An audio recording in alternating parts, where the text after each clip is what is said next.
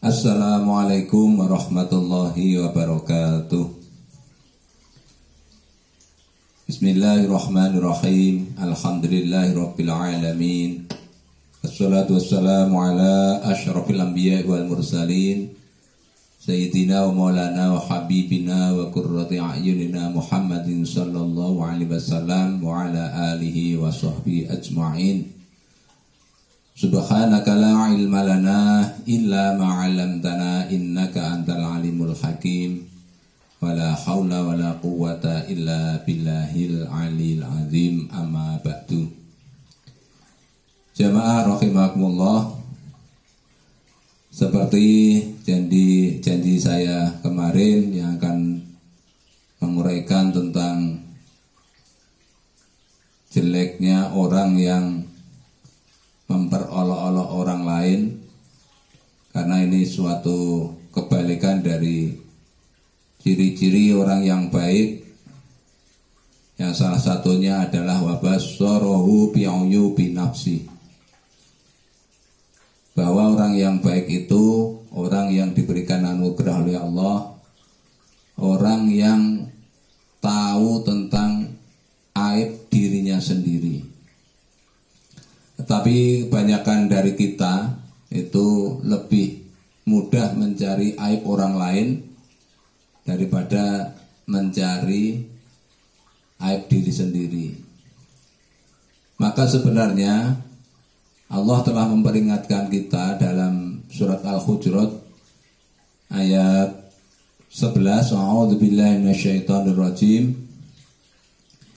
Ya ayyuhalladzina amanu la yaskhar qaumun min qaumin asa ayyakunu khairam minhum wala nisa'um min nisa'in asa ayyakunna khairam minhun wala talmizu anfusakum wala tanabazu bil alqab bi'salismul fusuqu ba'dal iman wa man lam yatub fa ulaika humudz zalimun. Saya akan hanya menggarisbawahi tentang bahwa hai orang-orang yang beriman, janganlah satu kaum mengolok-olok kaum yang lain, karena boleh jadi kaum yang diolok-olok itu lebih baik dari kaum yang mengolok-olok.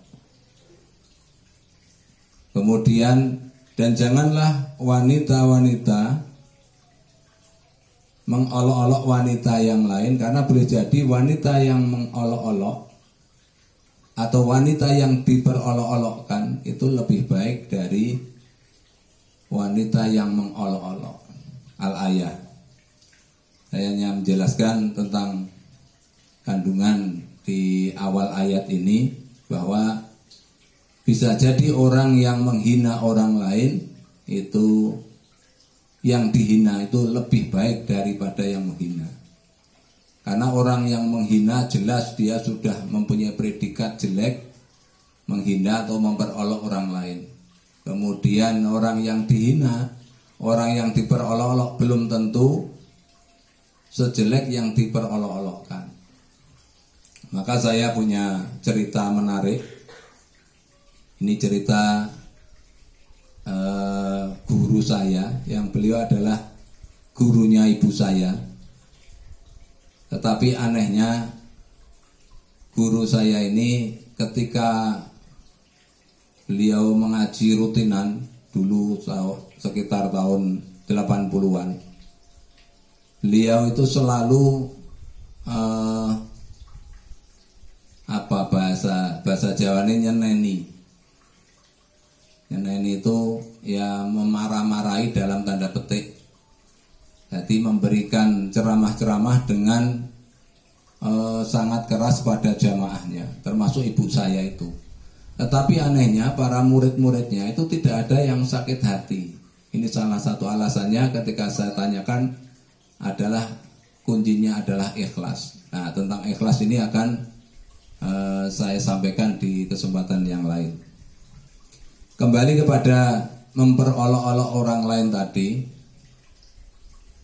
beliau itu punya cerita yang lucu, sekaligus cerita yang bisa kita ambil hikmahnya. Yaitu ada seekor udang, kemudian ada lele, ada ikan emas, juga ada kepiting atau yuyu.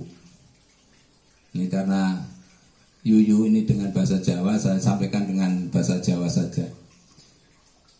Jadi suatu saat si urang itu maido atau ngelokke lele. Hei lele, kowe iki awakmu apik gagah. Tapi kowe ora rumangsa nek wetengmu isine telek. Itu omongane urang.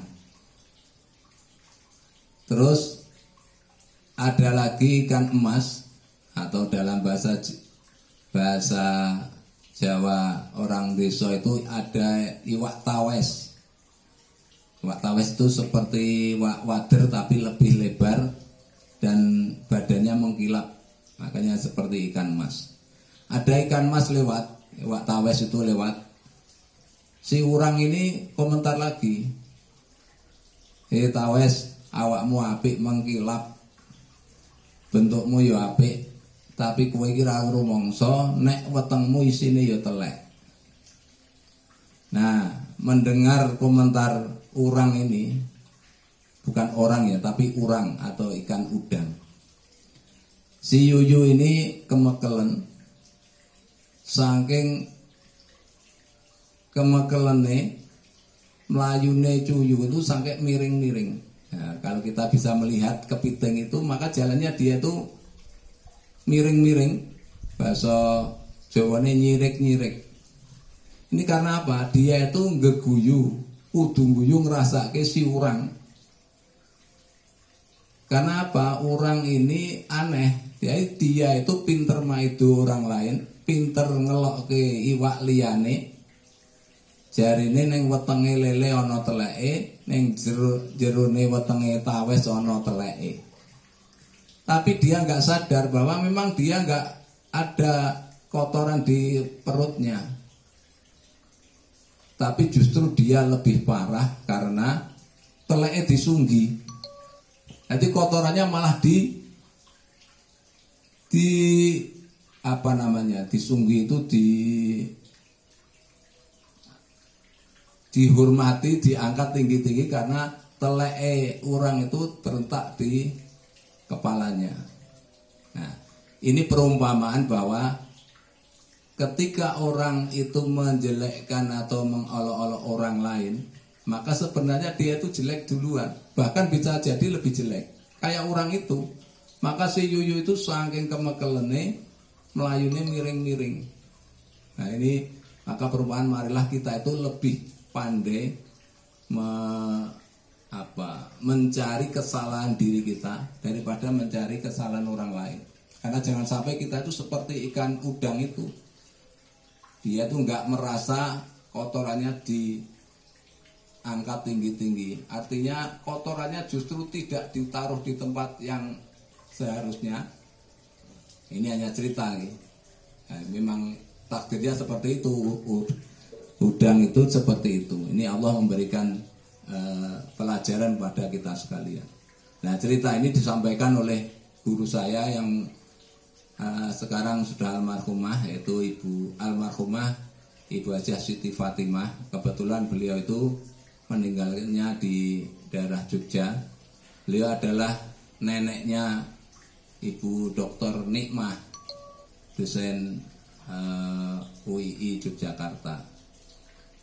Nanti ada cerita lagi tentang keikhlasan yang diceritakan oleh Ibu Hajah Siti Fatimah almarhumah ini, yang memang beliau ini gaweane ngaji.